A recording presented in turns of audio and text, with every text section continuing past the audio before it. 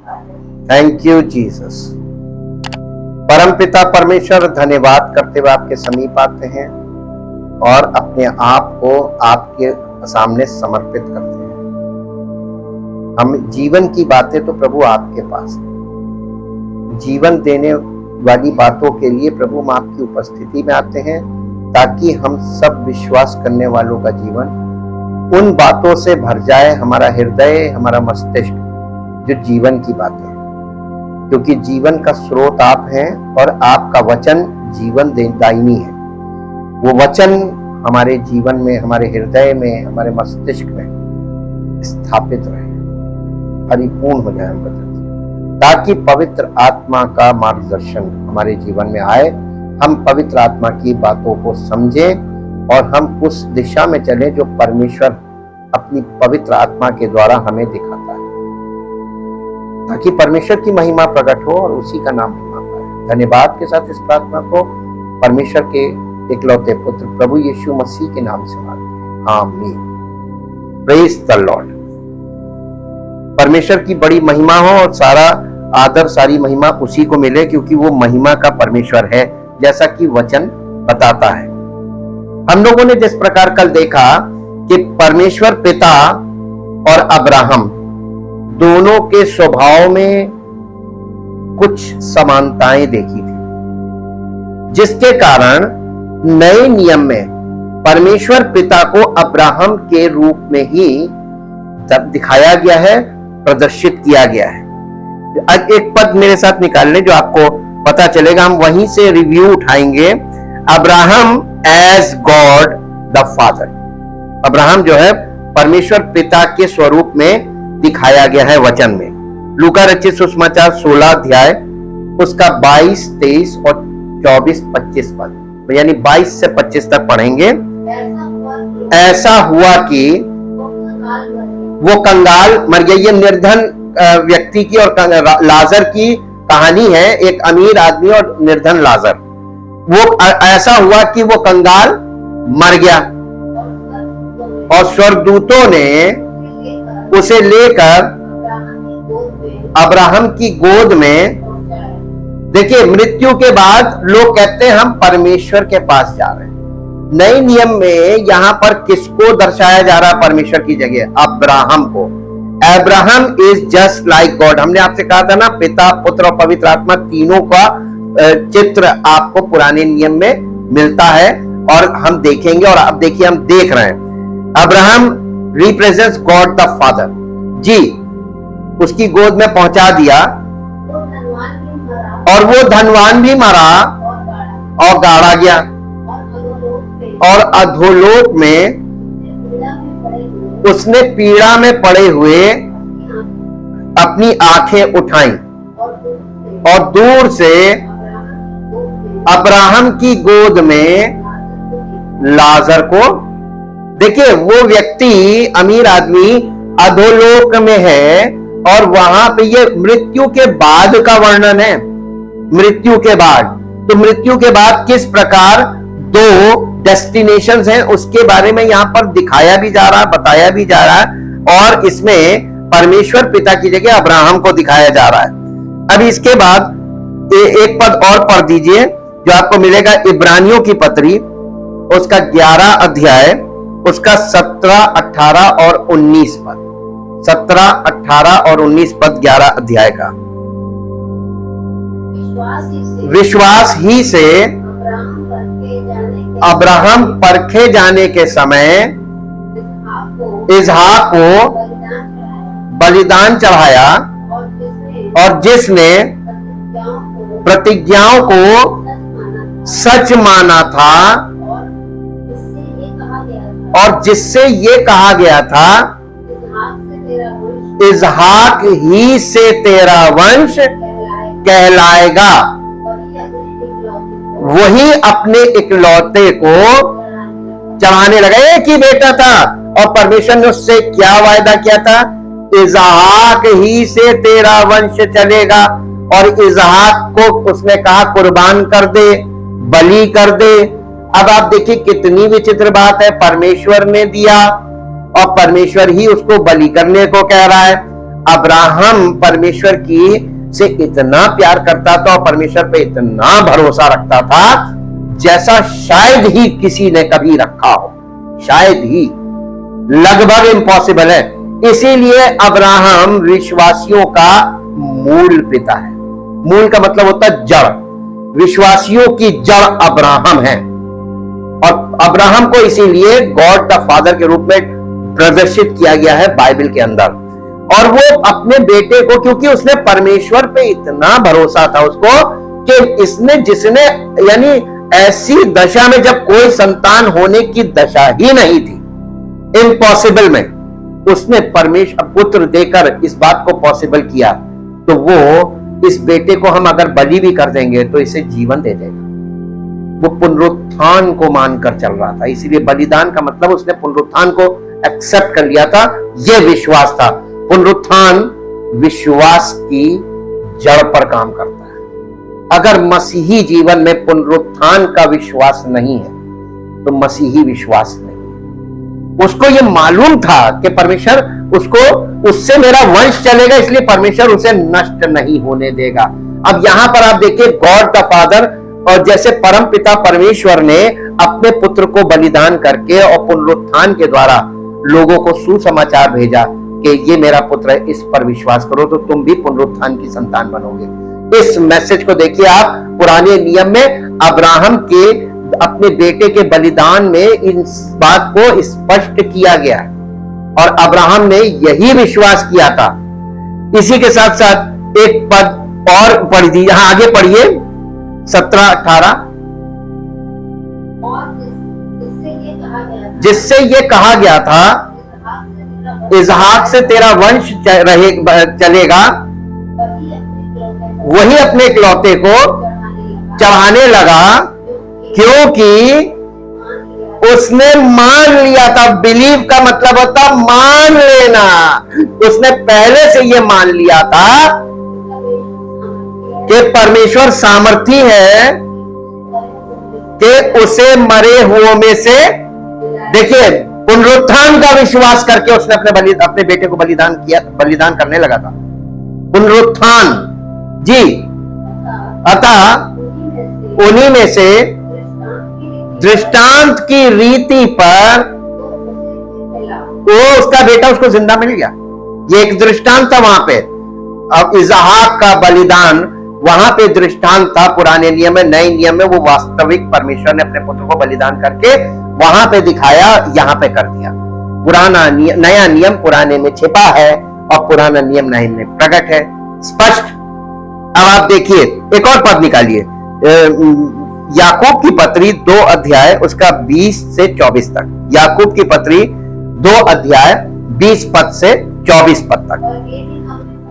पर हे निकम्मे मनुष्य, क्या तू ये भी नहीं जानता कि कर्म बिना विश्वास, आज के लोगों का, आज मसीही लोगों में, आज कलीसियाओं में कौन सा विश्वास काम कर रहा है, यहां से सीखिए और पुराने नियम में जाके देखिए और फिर उसको समझिए हम किस प्रकार का विश्वास। हम सब लोग कहते हैं, आज किसी से कलीसिया में पूछो, कहेंगे, दावा करेंगे हम विश्वासी, लेकिन उनके विश्वास के दावे में क्या प्रॉब्लम है?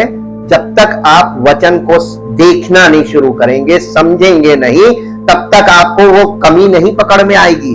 सब ये दावा करते हैं कि, और यहां पे याकूब की पत्री में तो वो 19 अध्याय में घर में पढ़ के देखिएगा, उसने कहा दुष्ट आत्माएं भी विश्वास करती हैं। आपका विश्वास दुष्ट आत्मा वाला है क्या, या आपका मसीही विश्वास है?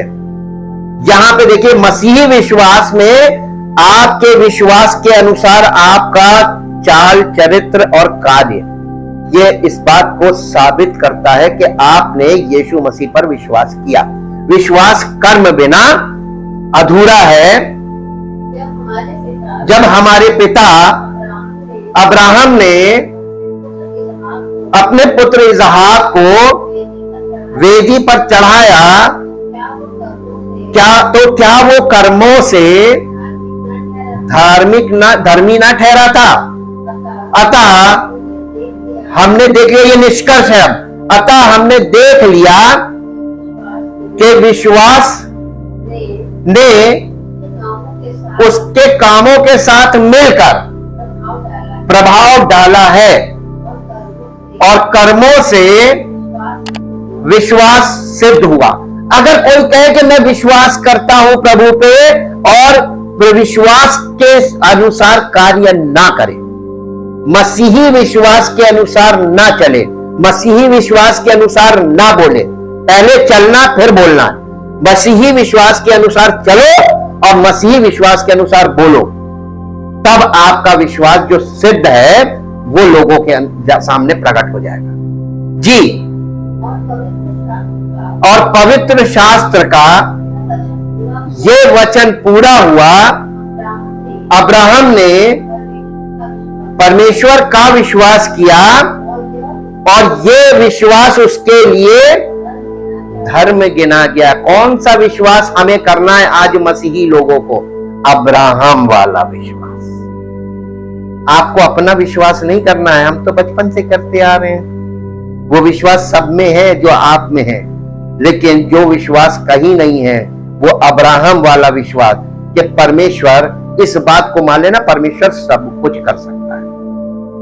और एक जगह तो यहां पर आप जब पुराने नियम में जाएंगे तो शद्रक, मेशक और अबेदनगो को आप देखेंगे, जब इस एग्जाम्पल में आप जाते हैं, जब उन्हें आग के धधकते भट्टे में डाला जा रहा था, उनका स्टेटमेंट तो बहुत ही पावरफुल था।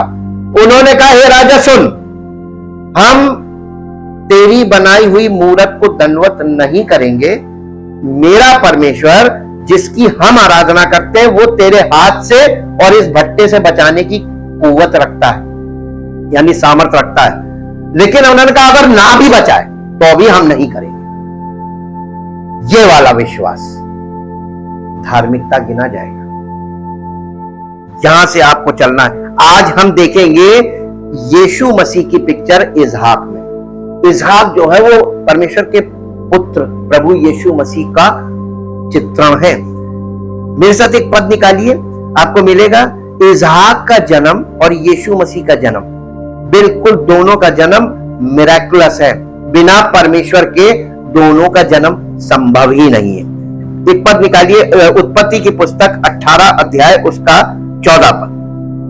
उत्पत्ति 15 अध्याय का 1 से 4 पढ़िए पहले। उत्पत्ति 15 1 से 4। इन बातों के पश्चात यहोवा का ये वचन दर्शन में अब्राम के पास पहुंचा, ए अब्राम मत डर, तेरी ढाल और तेरा अत्यंत बड़ा प्रतिफल मैं हूं। परमेश्वर कह रहा है जी। अब्राहम ने कहा, हे प्रभु यहोवा, मैं तो निर्वंश हूं और मेरे घर का वारिस ये दमिश्क वासी एलियाजर होगा, अतः तू मुझे क्या देगा? और अब्राहम ने कहा, मुझे तो तूने वंश नहीं दिया, और क्या देखता हूं कि मेरे घर में उत्पन्न हुआ एक जन मेरा वारिस होगा। तब यहोवा का ये वचन उसके पास पहुंचा, ये तेरा वारिस ना होगा, तेरा जो निज पुत्र होगा वही तेरा वारिस होगा। निज पुत्र का मतलब सारा से जो उत्पन्न होगा वही तेरा वारिस होगा। देखिए परमेश्वर ने यहां पर उसको ये बताया कि वारिस कौन होगा, कहां से तेरा अब्राहम का वंश किससे चलेगा। और ये यहां पर हम एक चीज देखते हैं, इसहाक का जन्म परमेश्वर की इच्छा और योजना के अनुसार हुआ, ना कि अब्राहम की इच्छा के अनुसार। और इसके साथ साथ एक पद और पढ़ दीजिए, उत्पत्ति 18 अध्याय का 14 पद, नहीं इससे पहले पढ़ दीजिए 17 अध्याय का 17 पद। उत्पत्ति 17 अध्याय का 17 पद पहले पढ़ दीजिए। उत्पत्ति 17 अध्याय का 17 पद। तब अब्राहम मुंह के बल गिर पड़ा और हंसा और मन ही मन कहने लगा, क्या 100 वर्ष के पुरुष के भी संतान होगी? और क्या सारा जो 90 वर्ष की है पुत्र जनेगी, इस बात को मन में सोचकर हंसा। पहले कौन हंसा था? अब्राहम। उसके बाद उसकी पत्नी, 18 अध्याय में उसकी पत्नी हंसी थी। कई बार लोग कहते नहीं पत्नी हंसी, ना, पहले पति हंसा था फिर पत्नी हंसी थी जी। और इसी के साथ साथ 18 अध्याय का 14 पद पढ़ दीजिए। 18 अध्याय 14 पद, क्या यहोवा के लिए कोई काम कठिन है? नियत समय पर यानी नियुक्त समय पर अर्थात वसंत ऋतु में मैं तेरे पास फिर आऊंगा और सारा के पुत्र उत्पन्न होगा। तब सारा डर के मारे ये कहकर मुकर गई। मैंने वो भी हंसी थी। दोनों इस बार मालूम क्यों हंसे थे? इम्पॉसिबल है, परमेश्वर मजाक कर रहा है। परमेश्वर कभी मजाक नहीं करता, कभी मजाक नहीं करता। परमेश्वर के अंदर एक यही चीज तो है जो नहीं है, और मनुष्य में यही एक चीज है जो हर समय मजाक करता है। वचन के साथ मजाक करता है, कलीसिया के साथ मजाक करता है, परमेश्वर के कार्यों में मजाक करता है। नहीं, परमेश्वर कभी मजाक नहीं करता। वो हंसे। और मालूम है परमेश्वर ने बच्चे का नाम क्या रखा था? इसहाक। इसहाक का मतलब मालूम है? हंसी। क्यों? ताकि जिंदगी भर ये लोग जितनी बार नाम लें, इनको ये याद रहे कि हम लोग इस बच्चे के लिए जब परमेश्वर ने कहा था तो हम लोग हंसे थे। ठीक, इसके हंसी के बहुत से पॉइंट्स हैं। यीशु मसीह का जन्म भी परमेश्वर की इच्छा और योजना के अनुसार हुआ था। लूका रचित सुसमाचार में आ जाइए। लूका रचित सुसमाचार पहला अध्याय 31 से 38 पद तक। 31 से 38 जी। देख, तू गर्भवती होगी और तेरे एक पुत्र उत्पन्न होगा, तू उसका नाम यीशु रखना। वो महान होगा और परम प्रधान का पुत्र कहलाएगा, और प्रभु परमेश्वर उसके पिता दाऊद का सिंहासन उसको देगा, और वो याकूब के घराने पर सदा राज्य करेगा, और उसके राज्य का अंत ना होगा। मरियम ने स्वर्गदूत से कहा, ये कैसे होगा? मैं तो किसी पुरुष को जानती तक नहीं। स्वर्गदूत ने उसको उत्तर दिया, पवित्र आत्मा तुझ पर उतरेगा और परम प्रधान की सामर्थ तुझ पर छाया करेगी, इसलिए वो पवित्र जो उत्पन्न होने वाला है परमेश्वर का पुत्र कहलाएगा। और देख, तेरी कुटुंबनी एलिशिबा के भी इस बुढ़ापे में पुत्र होने वाला है। ये यूहन्ना बपतिस्मा देने वाले की मां की बात है। ये उसका जो बांझ कहलाती थी 6वां महीना है, क्योंकि जो वचन परमेश्वर की ओर से होता है वो कभी भी प्रभाव रहित नहीं होता है। मरियम ने कहा, देख, मैं प्रभु की दासी हूं, मुझे तेरे वचन के अनुसार हो। तब स्वर्गदूत उसके पास से चला गया। और देखिए यहां पर यीशु के जन्म के समय भी इसी तरीके का हुआ, और ये एक कुंवारी स्त्री थी। आपको मालूम है यीशु मसीह की जो मदर थी उसको पवित्र आत्मा के द्वारा यीशु मसीह उत्पन्न हुआ, कंसीव भी हुआ, उत्पन्न भी हुआ। लेकिन उसके बावजूद पेंतेकोस्त के दिन वो चेलों के साथ उन 120 लोगों में यीशु मसीह की मां भी थी जिस पर पवित्र आत्मा उतरा था। कई बार लोग सोचते हैं ना कि पवित्र आत्मा से भरी थी, उसको फिर पेंतेकोस्त के दिन वो पावर थी, द पावर ऑफ द वो बैप्टिज्म ऑफ फायर कहलाता है, आग का बपतिस्मा कहलाता है। ये समझने वाली चीजें हैं। अब इसके बाद पॉइंट नंबर 2, इसहाक के जन्म से पहले उसके नाम व जन्म की घोषणा परमेश्वर के द्वारा की गई। उत्पत्ति की पुस्तक 17 अध्याय 19 पद। उत्पत्ति की पुस्तक 17 अध्याय 19 पद।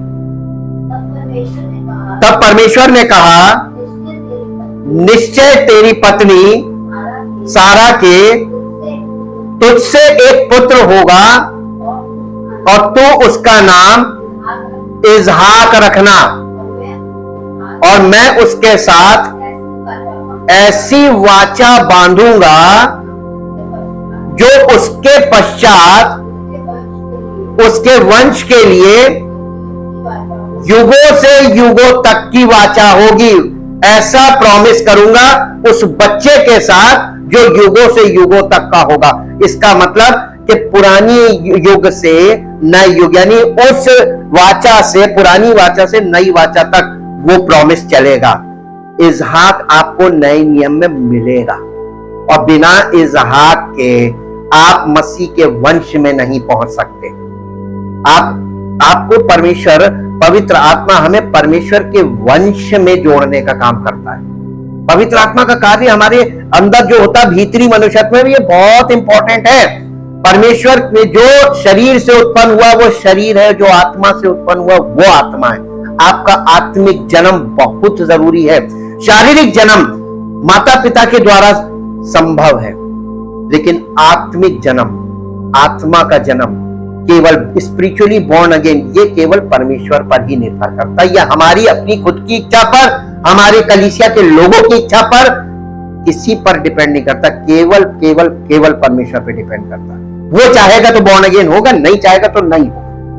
ये परमेश्वर के और एक व्यक्ति के बीच का मामला है। अब आप यहां पर देखते हैं, मैंने आपसे कहा था ना, अब्राहम का और उसकी पत्नी का परमेश्वर ने नाम बदला था। इजाक का नाम कभी नहीं बदला गया, और याकूब का इसके बाद जो था इसका बेटा, उसका नाम बदला था। क्यों परमेश्वर ने उन दोनों का नाम बदला था, इजाक का नाम क्यों नहीं बदला था? एक बिग क्वेश्चन मैंने छोड़ा था। आज जवाब मिल तो जाना चाहिए अगर आपने पढ़ा हो।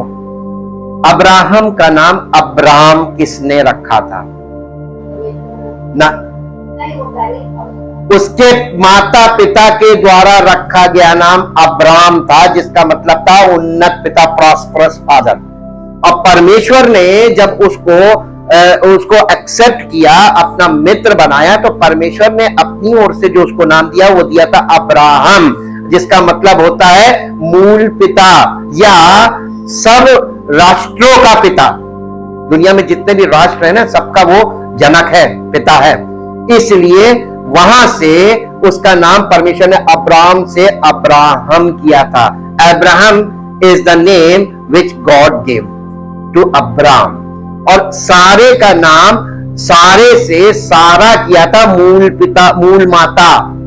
और ये दोनों विश्वासियों के मूल माता मूल पिता है, और वो बहुतों की माता होगी। इसलिए यहां पर परमेश्वर ने दोनों का नाम बदला था, लेकिन इजहाक का तो जन्म से पहले ही नाम डिक्लेयर हो गया था। किसने दिया था? परमेश्वर ने स्वयं दिया था। और जो नाम परमेश्वर ने दिया था वही नाम रखा गया। परमेश्वर को नाम बदलने की क्या जरूरत है जो परमेश्वर ने ही दिया? पता चला परमेश्वर ने अब इजहाक का नाम क्यों नहीं बदला था। वैसे ही यीशु मसीह का नाम भी नहीं बदला। उसका नाम यीशु दिया गया था, यीशु है और यीशु ही रहेगा। यूहन्ना बपतिस्मा देने वाले का नाम भी यूहन्ना परमेश्वर की ओर से दिया गया था, वही है।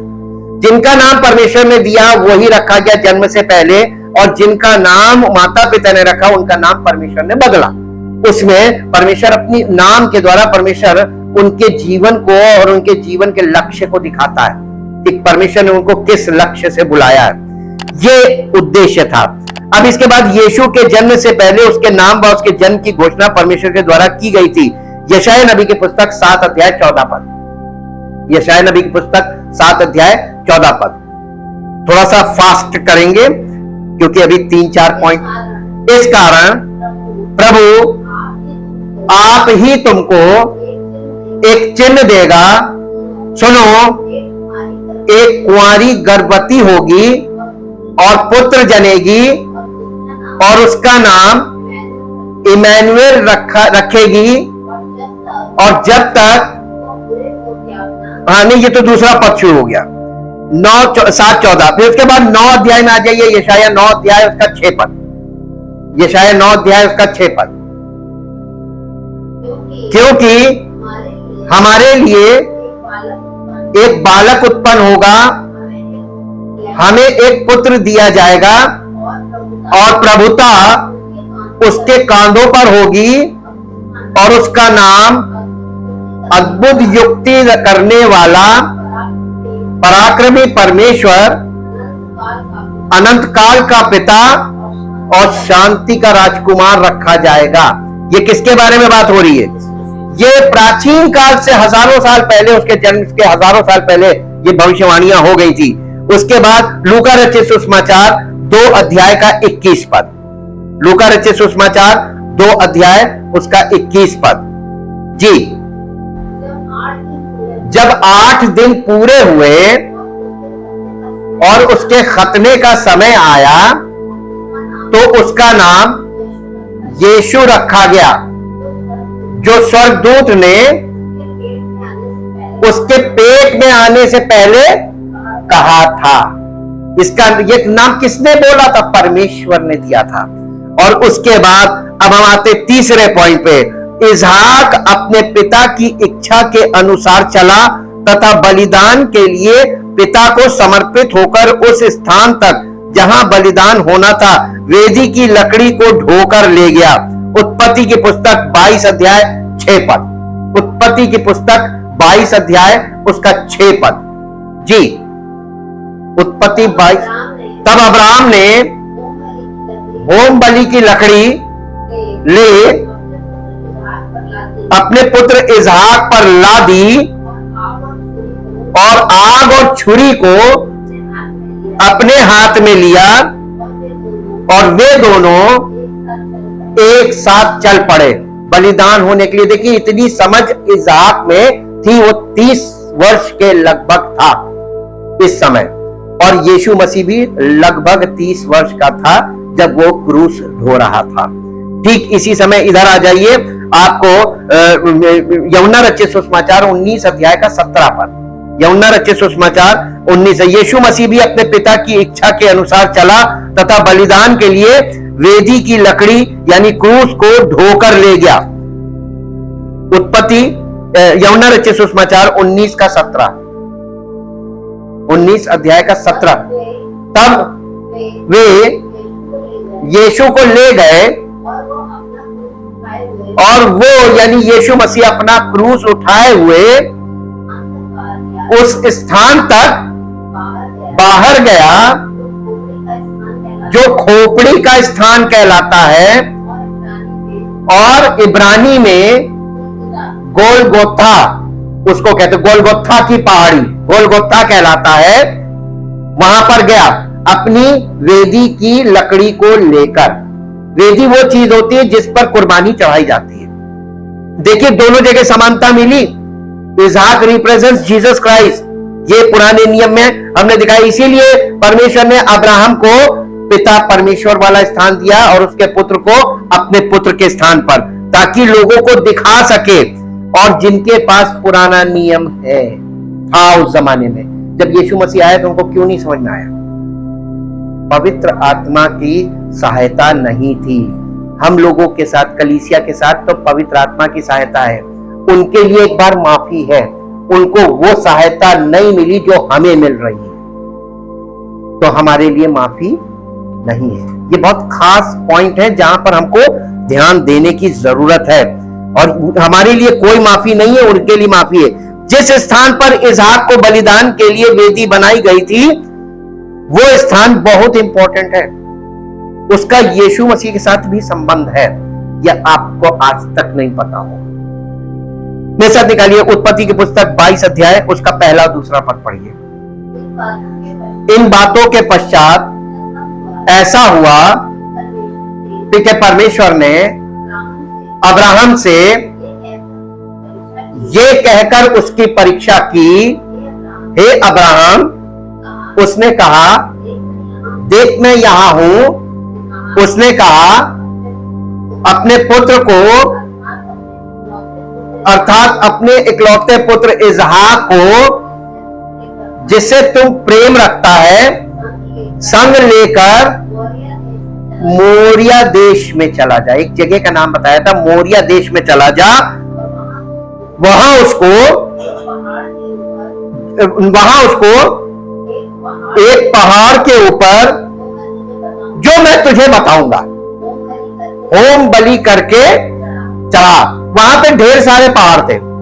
जिस पहाड़ के ऊपर मैं कहूं उस पहाड़ पर उसको ले जाके बलि करना, ये यहां पर उसको बोला गया। अब आपको मालूम है मोरिया जगह का नाम यहां पे लिया ना। इसी के साथ साथ आगे बढ़िए, दूसरा इतिहास 3 अध्याय, दूसरा इतिहास 3 अध्याय, उसका पहला पद पढ़िए।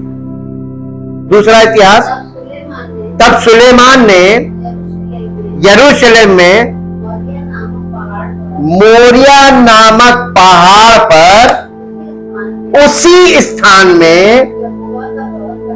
यहोवा का भवन बनाना आरंभ किया। ये मोरिया पहाड़ पे ही सुलेमान ने परमेश्वर का भवन बनाया था, जिसे सुलेमान का मंदिर कहते हैं, जिसको यीशु मसीह के चेले दिखा रहे थे कि देख सुलेमान का मंदिर, जिसे बनाने में 46 साल लगे थे।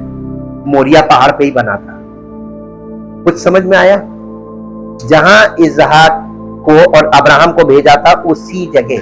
ज्योग्राफी साथ साथ चल रही बाइबल के, और ज्योग्राफी भी हमारे जीवन में बहुत जरूरी है। केमिस्ट्री भी जरूरी है, फिजिक्स भी जरूरी है, ज्योग्राफी भी जरूरी है। ऐसे ही हवा में विश्वास नहीं है। विश्वास का परमेश्वर के लोगों के साथ एकदम गहरा संबंध और संबंध होना बहुत जरूरी। इसीलिए कलीसिया में संबंधों पे जोर दिया जा रहा है आत्मिक जीवन में। उसी स्थान पर यीशु का बलिदान भी हुआ था, जिस स्थान पर इसहाक का बलिदान किया जा रहा था।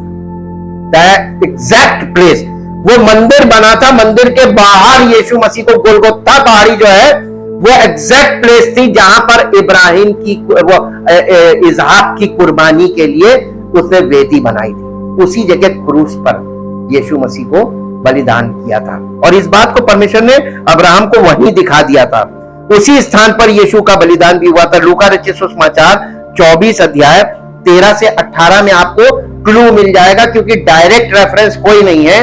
जब वहां पर इमाउस के मार्ग में पुनरुत्थान के बाद 2 व्यक्ति आपस में बात करते चले जा रहे थे, यीशु मसीह उनके बीच में हो लिया, और उनको उसने ऐसा किया कि वो उसे पहचान नहीं सके। और वो लोग यीशु मसीह के क्रूसीफिक्शन की चर्चा कर रहे थे। तो यीशु मसीह ने उनसे एक सवाल पूछा था। इसको पढ़िए, 24 अध्याय का, लूका 24 अध्याय का 13 से 18।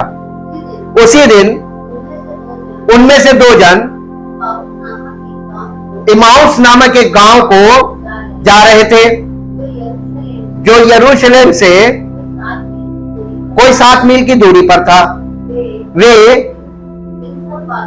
इन सब बातों पर जो हुई थी आपस में बातचीत करते जा रहे थे।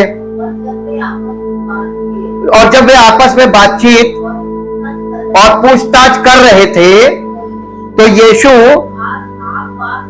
आप पास आकर उनके साथ हो लिया, परंतु उनकी आंखें ऐसी बंद कर दी कि वो उसे पहचान ना सके। उसने उनसे पूछा, ये किसने? यीशु मसीह ने उनसे पूछा, ये क्या बातें कर रहे हो तुम? किसके विषय में बातें कर रहे हो? जो तुम चलते चलते आपस में करते हो। वे उदास होकर खड़े हो गए हैं जी। ये सुनकर उनमें से क्लियोपास नामक एक व्यक्ति ने कहा, क्या तू यरूशलेम में अकेला परदेसी है, जो नहीं जानता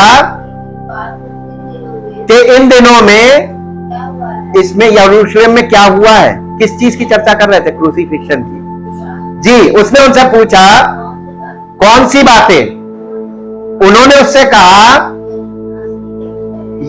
यीशु नासरी के विषय में, जो परमेश्वर और सब लोगों के निकट काम और वचन में सामर्थी भविष्यवक्ता था, और प्रधान याजकों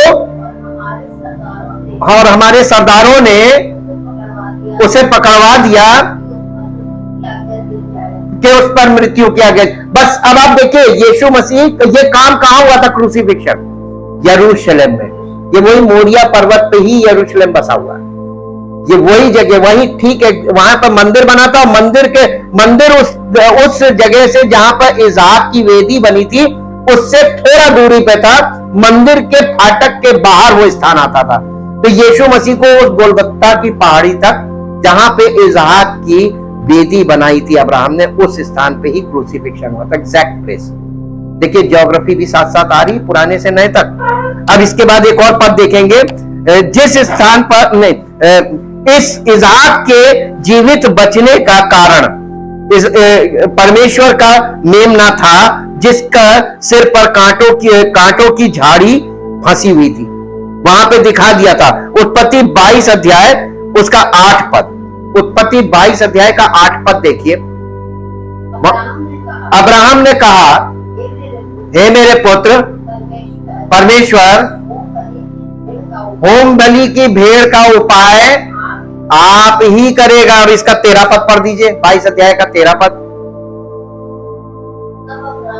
तब अब्राहम ने आंखें उठाई और क्या देखा कि उसके पीछे एक मेमना, मेरा का मतलब मेमना, अपने सींगों से काहे में फंसा था। उसकी सींगों में झाड़ी फंसी थी। कांटों का मुकुट दिखा दिया था। मेमना और कांटों का मुकुट दिखाया था कि नहीं दिखाया था?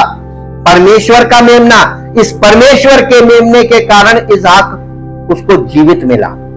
ये संदेश था, सुसमाचार था यीशु मसीह के बलिदान का। यीशु मसीह जो परमेश्वर का मेमना है, जिसके द्वारा अब्राहम को विश्वास से उसके पुत्र इसहाक द्वारा वंश का वायदा पूरा हुआ था, वो यीशु मसीह ही था। यूहन्ना रचित सुसमाचार उसका पहला अध्याय उसका 29 पद देखिए। पहला अध्याय उसका 29 पद देखिए, यहां पे क्या लिखा है।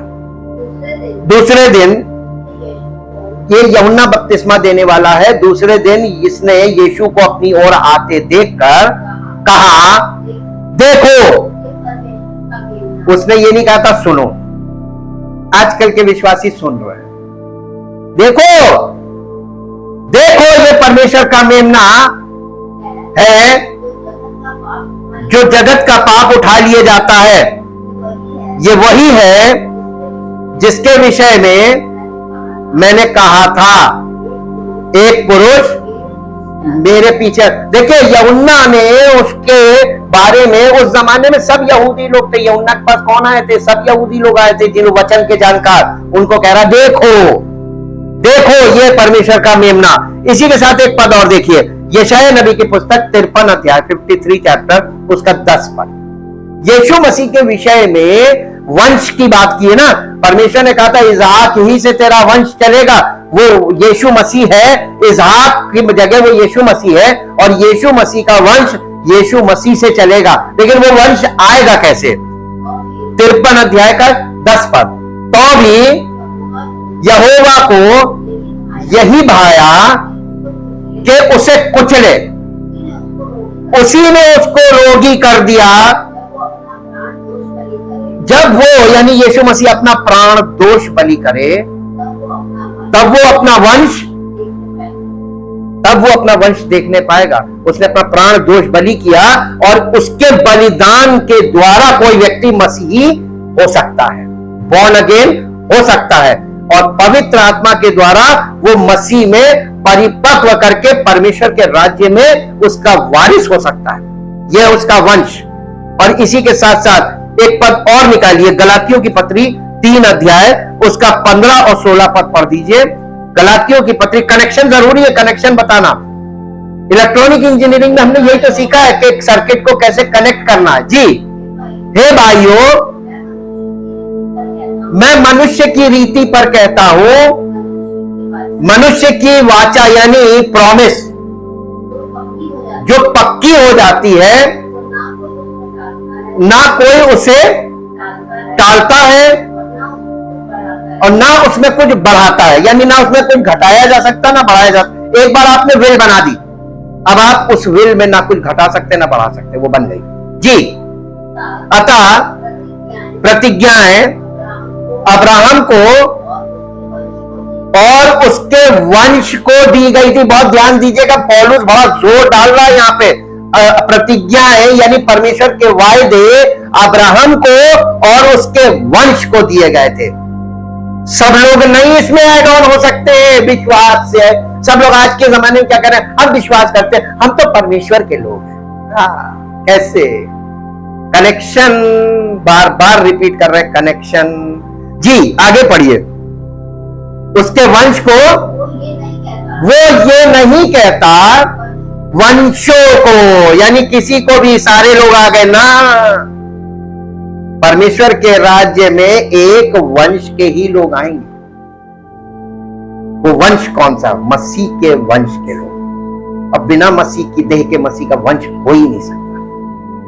कलीसिया की इंपॉर्टेंस देखिए, परमेश्वर की योजना देखिए, परमेश्वर के हर चीज इसके अंदर पिक्चर्स रखी हुई है। यहाँ पे काट छांट नहीं चलेगी। केवल एक वंश की बात की गई है, वो वंश, इसीलिए उसका नाम नहीं बदला इसहाक का। उसी के द्वारा तेरा वंश कहलाएगा। ना उसने ये नहीं कहा वंशों को, बल्कि उसने कहा वंश को, तेरे वंश को। जी, जैसे बहुतों के विषय में कहा, पर जैसे एक के विषय में कि तेरे वंश। और वो वंश कौन है? इसहाक कौन है? यीशु मसीह। देखिए पुराने नियम से लाके यहां कनेक्ट किया गया। कनेक्शन देखा आपने? और आपको यही इसी कनेक्शन में जोड़ना है। और इसीलिए परमेश्वर के वचन में देखना। इसी के साथ साथ गलातियों की पत्री के 3 अध्याय का 29 पद पढ़ दीजिए। बाकी आप घर में पूरा पढ़िए, इसका 29 पद पढ़ दीजिए। और यदि तुम मसीह के हो, अगर, यदि, अगर, ये नहीं है डिक्लेरेशन तुम हो, अगर, इफ, अगर तुम मसीह के हो, नहीं, अगर तुम मसीह के हो तो अब्राहम के वंश और प्रतिज्ञा के अनुसार, पहले अब्राहम के वंश में तुम काउंट किए जाओगे और तब तुम प्रतिज्ञा के अनुसार वारिस बनोगे। अब आप इसके बाद आ जाइए छठे पॉइंट पे। और छठा पॉइंट है, जिस प्रकार इसहाक कभी कनान का अर्थात प्रतिज्ञा वाले देश से बाहर नहीं गया। आपको मालूम है अब्राहम कनान से बाहर गया, फिर आया। याकूब भी बाहर गया, आया, लेकिन इसहाक कभी बाहर नहीं गया। वो कनान के बाहर नहीं गया, कनान में रहा, कनान में ही उसका अंत हुआ। ये यहाँ पे इसमें ये बहुत एक भेद छिपा हुआ है। जिस प्रकार इसहाक कभी भी कनान अर्थात प्रतिज्ञा वाले देश से बाहर नहीं गया था, उसके लिए उसके पिता ने पत्नी को उसी देश में लाने के लिए कहा था। किससे? इस जगह पर, वहां पर जो उसके घर में जन्मा, उसके घर का मेन व्यक्ति था। ये picture of the Holi spirit है। उसने उसके लिए पत्नी लेकर आया था। ना पिता गया, ना पुत्र गया, वो व्यक्ति गया। तो समझिए अब्राहम उसको अपने से ऊपर दर्जा देता। परमेश्वर पिता पवित्र आत्मा को अपने से ऊपर, क्योंकि पवित्र आत्मा ही उसका कार्य करता है। जब सृष्टि की उसने नींव डाली, पवित्र आत्मा कह रही मैं कारीगर थी उसके हाथ में। देखिए पिक्चर पूरी देखिएगा, पिता पुत्र पवित्र आत्मा, आपको बिल्कुल एकदम क्लियर पिक्चर। और वो पवित्र आत्मा ने उसके लिए उस स्त्री को। अब इसमें एक चीज देखिएगा, 24 अध्याय में आइए, उत्पत्ति 24 अध्याय 4 पद से 8 पद तक पढ़िए। उत्पत्ति 24 अध्याय का 4 से 8 पद तक। जी, उत्पत्ति 24 अध्याय 4 से 8। परंतु तू मेरे देश में मेरे ही कुटुंबियों के पास जाकर मेरे पुत्र इसहाक के लिए एक पत्नी लेगा। एक बात बताइए, परमेश्वर ने जब अब्राहम से कहा था अपने परिवार को, उस स्थान को, उस देश को छोड़कर उस देश को चला जा जो मैं तुझे बताऊंगा, तब निकला था ना। तो अब्राहम उस समय कौन सी जाति का था? अन्य जाति का था। और परमेश्वर ने उसको वहां से चलने को आगे बोला था। अब्राहम इस समय उसको कहां भेज रहा अपने बेटे के लिए पत्नी लाने के लिए? उसी जहां से वो निकला था, वहां जाओ और वहां से मेरे लिए मेरे बेटे के लिए उसके लिए पत्नी लेकर आओ। कंडीशन देखिएगा आगे, उसके दास ने उससे कहा अगर वो स्त्री इस देश में मेरे साथ आना ना चाहे, कहा कनान में जी, तो क्या मुझे तेरे पुत्र को उस देश में जहां से तू आया है ले जाना पड़ेगा। अब्राहम ने उससे कहा चौकस रहे, मेरे पुत्र को वहां कभी मत ले जाना, मेरा पुत्र वहां कभी ना जाए, उसको लेके मत जाना। पवित्र आत्मा कभी भी उसको संसार में नहीं लाएगा यीशु मसीह, बल्कि कलीसिया को मसीह के पास लेकर जाएगा। नए नियम में पिक्चर देखिए ना, और मसीह किसको लेने आ रहा है? अपनी दुल्हन को लेने आ रहा है। और उस दुल्हन को तैयार कौन कर रहा? पवित्र आत्मा। कहां? कलीसिया, मसीह की देह में। हालेलुया। एक एक पिक्चर। अब बताइए इसमें कहां कोई गड़बड़ी है? भ्रमित कैसे हो रहे हैं? झूठी शिक्षा इन पिक्चर्स को बिगाड़ रही है जी। उसको वहां हरगिज मत ले जाना। आगे, स्वर्ग का परमेश्वर यहोवा जिसने मुझे तेरे पिता के घर से, मेरे पिता के घर से और मेरी जन्मभूमि से ले आकर मुझसे शपथ खाई और कहा कि मैं यह देश तेरे वंश को दूंगा, वही अपना दूत तेरे आगे आगे भेजेगा कि तू मेरे पुत्र के लिए वहां से एक स्त्री ले आए। यानी पवित्र आत्मा, परमेश्वर का आत्मा तेरी अगुवाई करेगा इस कार्य में। और पवित्र आत्मा पिता के लिए काम करता है। जैसे यहां पर एलियाजर अब्राहम के अनुसार काम कर रहा है, वैसे ही पवित्र आत्मा आज कलीसिया में पिता के अनुसार काम कर रहा है, पिता की योजना के अनुसार काम कर रहा है। हर व्यक्ति अपना अजम्पशन और प्रिजम्पशन से इस चीज को बिगाड़ रहा है। अब इसको नए नियम में देखेंगे। वैसे ही यीशु मसीह भी परमेश्वर के राज्य से बाहर नहीं गया और पिता परमेश्वर ने उसकी दुल्हन यानी कलीसिया को परमेश्वर के राज्य में लाने का कार्य पवित्र आत्मा द्वारा किया जा रहा है। आज ये कार्य पवित्र आत्मा को दिया गया है। कलीसिया को तैयार करो और मेरे बेटे के लिए और उसकी दुल्हन। तो दुल्हन की पहचान क्या है? उसकी तैयारी, उसका ड्रेस, उसका जेवर। जेवर है gifts of the Holi spirit. ये जेवर है। जेवर दुल्हन की शान है। लेकिन दुल्हन का मन काहे में लगता है? दुल्हन का मन काहे में लगता है ना? दुल्हन का मन काहे में रखता है? जेवर। और दूल्हे का मन, और दूल्हा दुल्हन के भीतरी मनुष्यत्व में, यानी उसके अंदर पवित्र आत्मा के फलों को देख रहा, और दुल्हन जेवरों में लगी हुई, ये मिल जाए, ये मिल जाए, ये मिल जाए। आज पवित्र आत्मा क्या करता मालूम है? जेवर पहले नहीं देगा, पहले पवित्र आत्मा के फलों से सुसज्जित हो और तब परमेश्वर के वरदानों से तुमको पवित्र आत्मा भर देगा। Thank you, thank you, thank you Lord. परम पिता परमेश्वर, हृदय से धन्यवाद करते हैं आपके प्रकाशन के लिए, जो परमेश्वर के वचनों के द्वारा आपने सब कुछ प्रकट किया, स्पष्ट किया और दिखा दिया, ताकि प्रभु विश्वास करने वालों का विश्वास दृढ़ हो और उनके दिल और दिमाग में परमेश्वर की योजना और परमेश्वर की इच्छा के अनुसार जैसा उसने कलीसिया के लिए सब कुछ निर्धारित किया है, उस योजना में कलीसिया आगे बढ़े, ताकि परमेश्वर की महिमा हो और सारी महिमा उस परमेश्वर को मिले जो अपनी इच्छा और योजना के अनुसार कलीसिया को तैयार कर रहा है। सारी महिमा उसको मिले, उसका राज्य आए और उसकी महिमा प्रकट। यीशु मसीह के नाम से आमीन। Praise the Lord. परमेश्वर आपको आशीष।